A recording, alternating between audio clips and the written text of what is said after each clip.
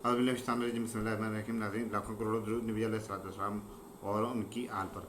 नाज़रीन, आज 5 सितंबर 2023 और 5 अगस्त को हमारे मुल्क में एक अजीब सा वाक़या पेश है, एक अजीब सी कैफियत पेश आई कि एक पाकिस्तान के साबिक़ मुंतखब वज़ीर-ए-आज़म और पाकिस्तान के महबूब लीडर, पाकिस्तान की आवाम के महबूब लीडर और पाकिस्तान की सबसे बड़ी सियासी जमात के लीडर कायद मोहतरम इमरान खान साहब जो हैं, उनको 5 अगस्त को तोशाखाना के वजह से गिरफ़्तार किया गया और उनके ऊपर 183 समथिंग जो है ना थे केस थे, जो सबके गवर्नमेंट जो पीडीएम की गवर्नमेंट थी उसने बनाए। उसमें आप देख लें कि 5 अगस्त थी। 5 अगस्त को 2019 को कश्मीर की एक शहर के ऊपर इंडिया ने कब्जा हुई थी। तो आज 5 अगस्त 2023 को एक पीडीएम गवर्नमेंट ने उसी तारीख दोहराते हुए एक अलमिया, यानी कि अलमिया हम कह सकते हैं कि हमारी एक महबूब लीडर, महबूब कायद को एक ऐसे केस में गिरफ्तार किया गया जो केस बनता ही नहीं था। और वो केस सुप्रीम कोर्ट ने, हाई कोर्ट ने, बल्कि हाई कोर्ट ने उसको फ़ौरन उड़ा दिया था। तो दूसरी बार जब साइफर पर उनको गिरफ्तार किया गया, साइफर भी इतना बड़ा केस नहीं है, वो भी इंशाल्लाह बहुत जल्द सुप्रीम कोर्ट ही उड़ा देगी। और ये केस उस कायद के ऊपर है, उस लीडर के ऊपर है, उसके जो जराइम की तफसील में कुछ आपको बयान करना चाहता हूँ। जिसने इतने बड़े बड़े जराइम किए हैं, मैं तो कहता हूँ कि ऐसे जराइम के ऊपर तो फांसी होनी चाहिए। जिस तरह के उन्होंने जराइम किए, उस कायद ने, उस लीडर ने, आवाम के महबूब लीडर ने जितने बड़े जराइम किए हैं, उनकी फहरिस्त में आपको बताना चाहता हूँ कि इन जराइम के ऊपर उनको तो कम से कम सज़ा जो है ना वो होनी चाहिए, फांसी की सज़ा होनी चाहिए। तो मैं जराइम बयान करता हूँ, नाज़रीन आप गौर से सुनना। उसके संगीन जराइम में से सबसे पहला जराइम यह है कि उसने अपनी गवर्नमेंट में बड़े आलमी दबाव की वजह से इसराइल को तस्लीम नहीं किया। ये उसका बहुत बड़ा जराइम नंबर 1 है ये, कि उसके ऊपर इतना बड़ा दबाव था, आलमी दबाव और मुल्की दबाव भी था, तो फिर भी उसने इसराइल को तस्लीम नहीं किया।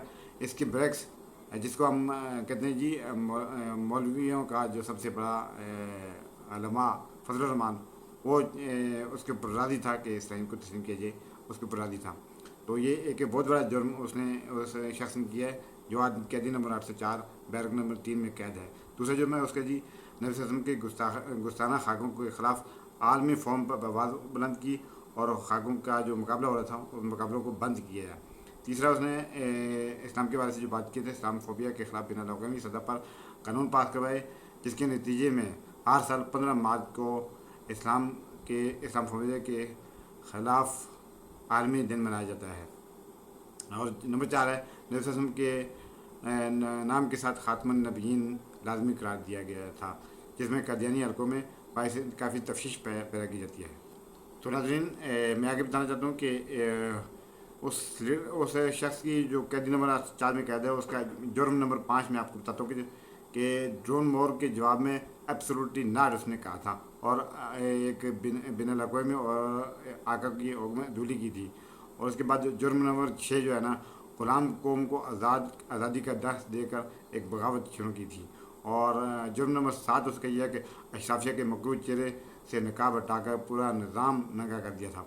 जुर्म नंबर 8 उसका यह है कि बायोमेट्रिक इलेक्ट्रॉनिक निज़ाम को मुतरफ़ करवा कर बनाने की कोशिश की, जबकि इससे पहले अमरीकी चेलों की वजह से फौजशुदगान भी वोट डालने आ जाया करते थे और घर में बैठे मजदूर शख्स भी, उनका भी वोट कास्ट हो जाया करता था इससे पहले। तो जो उसका जुर्म नंबर 9 ये है कि अलकाज़िया यूनिवर्सिटी बनाई, जिसमें नबी वसल्लम की रिसर्च के ऊपर PhD की डिग्री दी जाती है। और जुर्म नंबर 10 यह है कि फुटपाथ पर सोने वालों को शेल्टर होम और खाना प्रोवाइड किया। जुर्म नंबर 11 यह है कि पहली बार किसी ने रियासत मदीना की बात की है। तो जुर्म नंबर 12 यकसां तलीमी निज़ाम राइज करके गरीबों के बच्चों को अशराफिया के बच्चों के साथ मिला दिया। जुर्म नंबर 13 यह है कि तमाम चोरों को एक जगह पर इकट्ठा कर दिया, तमाम 70 साल का गंद एक जगह पर इकट्ठा कर दिया। जुर्म नंबर 14 यह है कि पाकिस्तान में मौजूद अमरीकी एंट्री को बेनकाब किया, जो इंटरफेरेंस होती थी इससे पहले अमेरिका की, उसको बेनकाब किया। जुर्म नंबर 15 यह है कि गुर्बत के हाथों मरने वालों के کو صحت انصاف کر دیا. اور جرم نمبر 16 یہ ہے کہ بریانی کی پلیٹ پر بیکنے والوں کو ایک غیرت مند زندگی پر جینے کا طریقہ بتایا. ایک جرم نمبر 17 یہ ہے کہ ہجوم کو اٹھا کر ایک بڑی قوم اور غیرت مند قوم بنایا. تو ناظرین جرم نمبر 18 اس کا یہ ہے کہ تمام چوروں کو اکٹھا کر کے پی ڈی ایم بنایا. پی ڈی ایم پاکستان ڈاکو موومنٹ یعنی کہ P D M Pakistan democratic movement بنائی, جس کے سربراہ آپ جانتے ہی ہیں کہ فضل الرحمان صاحب ہیں. اور جرم نمبر 19 یہ ہے کہ پاکستان کی ترقی کا خواب دکھا کر امریکی حکام کو ناراض کیا. جرم نمبر 20 یہ ہے کہ کینسر کے مرض کے علاج مریضوں کے لیے پاکستان کے اندر کینسر کے 3 بڑے ہاسپٹل بنائے. جرم نمبر 21 یہ ہے کہ ایک غریب ملک میں نمل یونیورسٹی بنائی, جو کہ جس کی ڈگری آکسفورڈ ڈگری کے برابر ہوتی ہے.